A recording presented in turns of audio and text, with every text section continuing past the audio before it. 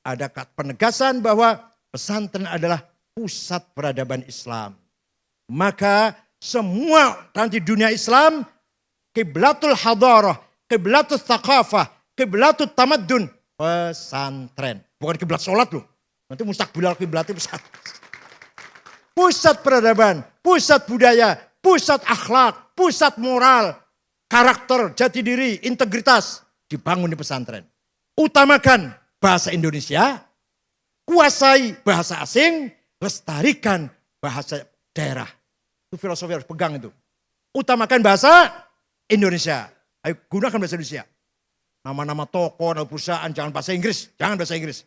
Tapi saya nggak ada sanksinya sayangnya ini. Tidak ada sanksinya itu. Coba, India nggak punya bahasa nasional. Kalau mengeluarkan keputusan, surat pemerintahnya diterjemah ke 45 bahasa. Kan bahasa Inggris. Banyak daerah India.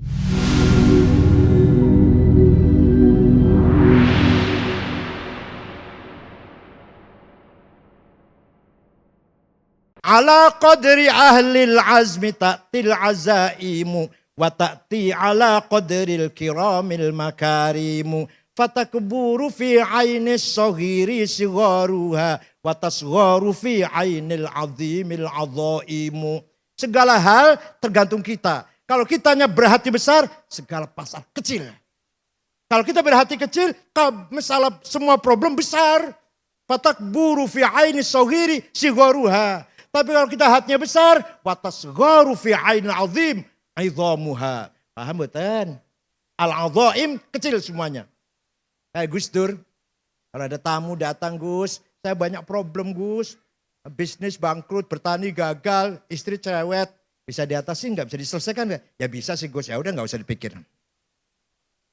Besoknya ada tamu lagi. Gus, saya agak teman lah. Saya punya problem besar, Gus, dagang ditipu orang, bertani bangkrut, utang banyak, istri minta cerai, anak-anak gak karuan, dapat fitnah dari tetangga, bisa diberesin gak? Gak bisa, Gus. Ya udah gak usah dipikir, gak bisa diberesin. Itu artinya minallah wa ilallah wa ma'allah. Paham betul? Orang punya azimah tidak pernah mengatakan masalah ini besar, semua kecil. Ente munggah Gunung Cermek, dur boleh. Tinggi gak Gunung Cermek? Kalau ente sudah sampai di atas, pasti di bawah kakimu. Gunung di Sumono gede segitu besarnya. Kalau kamu bisa naik ke atasnya, pasti di bawah kaki. Gak ada barang besar. Gak ada barang tinggi. Tinggi saya. Itu loh kira-kira. Jangan melempem mah. Tadi Pak Habib itu udah. Apa tadi? Harus berani. Harus kita rebut semuanya ini. Yang ada harus kita rebut. Nih, alhamdulillah.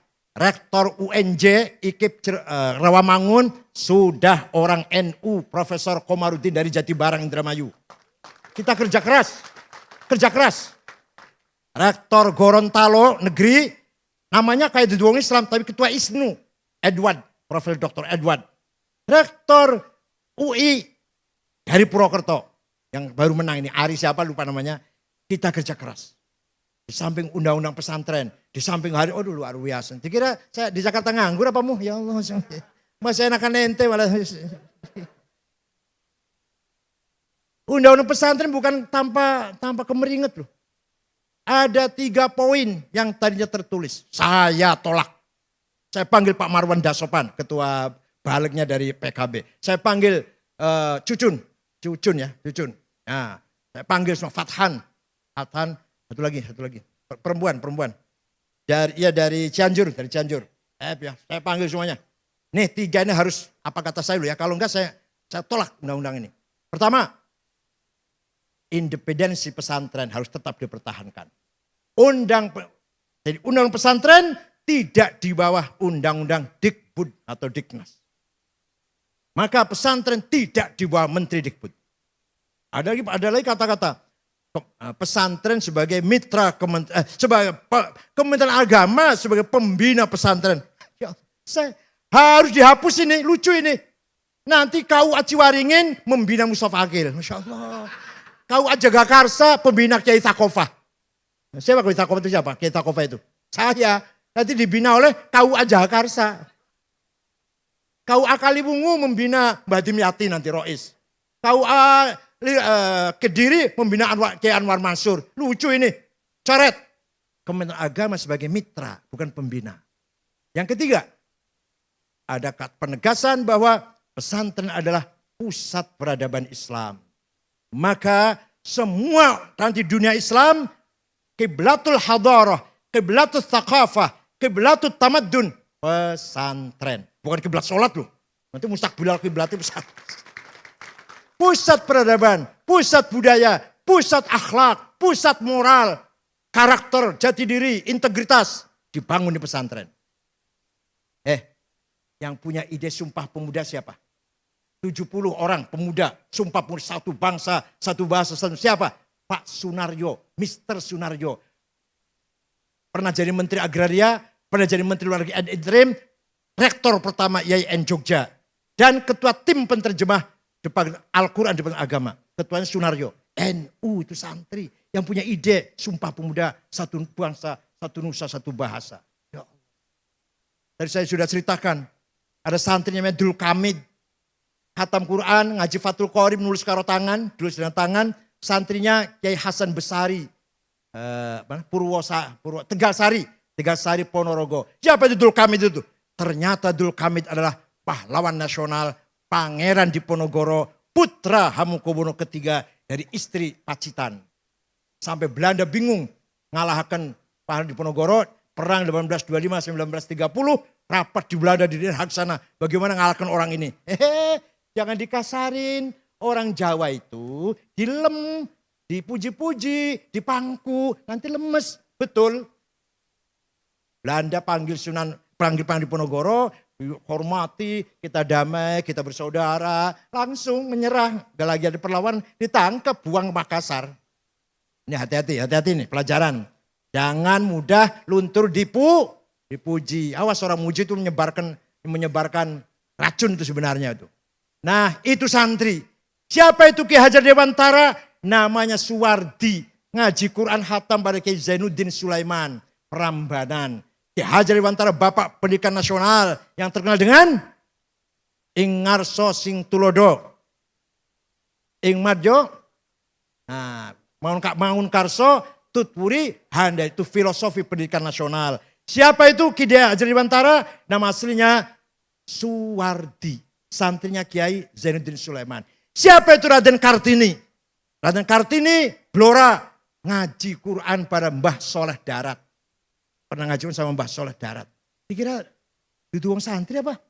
Itulah andilnya para santri. Siapa pengarang lagu syukur? Gimana lagu syukur tahu nggak? Lagu syukur tahu nggak? Itu Habib Husain Al-Mutahhar Semarang. Pamannya Habib Umar Mutahhar yang mubalig itu. Jadi kita santri banyak andilnya dalam membangun peradaban nasional. Oleh karena itu dengan tema membumikan Islam Nusantara, Islam yang harmonis dengan budaya. Bahkan kita jadikan budaya sebagai infrastruktur agama. Maka agamanya kuat karena berdasarkan budaya, budayanya lestari. Antara lain contoh antara lain saja ini. Utamakan bahasa Indonesia, kuasai bahasa asing, lestarikan bahasa daerah. Itu filosofi harus pegang itu. Utamakan bahasa Indonesia. Ayo gunakan bahasa Indonesia. Nama-nama toko, nama perusahaan, jangan bahasa Inggris. Jangan bahasa Inggris.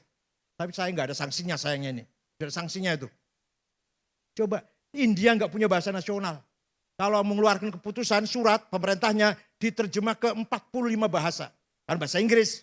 Banyak daerah India nggak ngerti bahasa Inggris. Diterjemah ke 45 bahasa. Banyak negara nggak punya bahasa. Kita punya bahasa Indonesia. Yang di dalamnya asli bahasa Melayu. Dan di dalamnya 3.000 lebih kata Arab dari bahasa Arab. Adil, hukum, hakim, mahkamah, majelis, musyawarah, rakyat, wakil. Semua itu wilayah, daerah, dairah, wilayah, rakyat, rakyat. Apalagi karib, sahabat, akrab, bahasa saat, zaman, waktu. Bahasa Arab semua itu aslinya. Masuk ke bahasa Melayu menjadi bahasa Indonesia. Kenapa tidak bahasa Jawa yang dipakai bahasa resmi?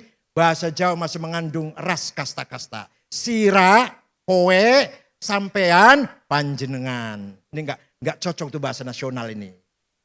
Mbadog, mangan, dahar. Ngelek, nguntal. Molor, turu, sare. Alah, nggak cocok untuk bahasa nasional. Masih mengandung kasta ini. Makanya keputusannya diambil bahasa Melayu yang ijaliter. Kamu, saya, kamu, dia, udah sama saja, siapapun. Berarti mengandung nilai egalitarian, mengandung nilai persamaan. Maka diambil bahasa Melayu. Tapi jangan lupa bahasa asing, Inggris harus dikuasai. Waktu serapat dengan ormas-ormas dengan Pak Yusuf Kala, setelah terjadi pembakaran bendera itu, ada yang marah-marah sama Pak Yusuf. Kenapa perusahaan Cina datang dengan tenaga kerjanya datang ke sini? Teknisnya semua insinyurnya dari Cina semua. Pak Yusuf Kala sambil ketawa jawabnya, itu katalognya mesin bahasa Cina, nggak ada bahasa Inggrisnya. Yang bisa bahasa Cina jarang insinyur Indonesia ini. Maka harus teknisinya harus dari Cina. Salah siapa nggak ngerti bahasa Cina? Yang salah siapa itu? Itu antara lain mengapa banyak sekali teknisi ke Cina ini. Setelah membangun karakter, maka baru wa yu'allimuhumul kitab. Pendidikan, transfer of knowledge. Ini luar biasa. Karakter dulu, akhlak dulu, baru ilmu pengetahuan, baru skill. Jangan dikira pesantren nggak ada ilmu. Ada orang nggak ngerti pesantren, dikira nggak ada ilmu di pesantren. Saya tunjukkan, satu saja. Ada 2 nazom, tapi kayaknya kadang ngajarnya nggak ngerti ya kayaknya, Masya Allah. Zaidut tawilul abiyadubnu maliki fi baitihi bil amsi kana muttaki biyadihi saifun lawahu faltawa fahadhihi makulatun ashrun sawa. Kayaknya maknanya begini ngajinya. Zaidun utawi Zaid iku atawilu wonge doglong. Al-Abyadu kulite putih. Ibnu Malik anak Man Malik. Fi baitin jero umae. Bil amsi wingi. Kana mutaki tetongkrong. Biadi saifun tangannya nyekel golok. Lawahu zat bengkokaken golok. Fata mau dadi bengkok opo golok. Paham? Ini di pesantren diajarin nih. Tapi kayaknya kurang ngeh kayaknya. Ternyata ada kategori 10. Zaidun esensi, at-tawil quality, al-abyad quantity, Ibnu Malik relasi, bil amsi time, fi baitihi place, biadi saifun to have, lawahu aksi, faltawa reaksi. Masya Allah, kalau ngomongin saya enak ya. Kalau kayaknya nggak ngerti, Utaiman Zaid, iku wonge putih, doglong. Anaknya Man Malik, ning jero omah tetongkrong, wingi nyekel golok. Goloknya dibengkokaken, maka goloknya jadi bengkok. Ya. Esensi, quality, quantity, relasi, time, place, to have, dan aksi and reaksi. Kalau kita itu luar biasa sebenarnya. Sayang kurang penjabaran yang sangat mendalam. Nah, itu antara lain saja. Terakhir, wal hikmah. Pinter kayak apa, alim kayak apa, harus punya wisdom. Harus punya wisdom. Wisdom ini datangnya bukan dari kitab, bukan dari tulisan, bukan dari guru dari sekolah, tapi nurun yakdzifuhullah ala qalbi man yasha. Direct illumination. Melalui khawatir. Khawatir apa? Khawatir itu dari Tuhan melalui khawatir ilahiyah masuk pada zauk intuisi, maka jadilah ilham, kasyaf, dan ma'rifat.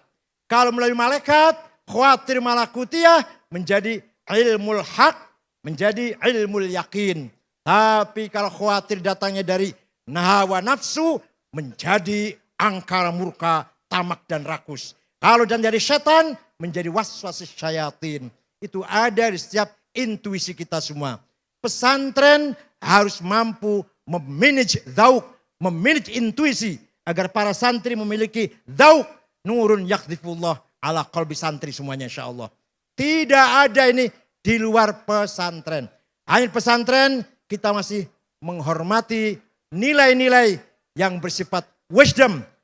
Baik itu wisdom lokal maupun wisdom yang sudah terkenal. karena Sayyidul Habib Al-Jilani sudah datang, saya kira itu saja. Mudah-mudahan ada manfaatnya. Syukran wa dumtum fil khairi wal barakati wan najah. Wassalamualaikum warahmatullahi wabarakatuh.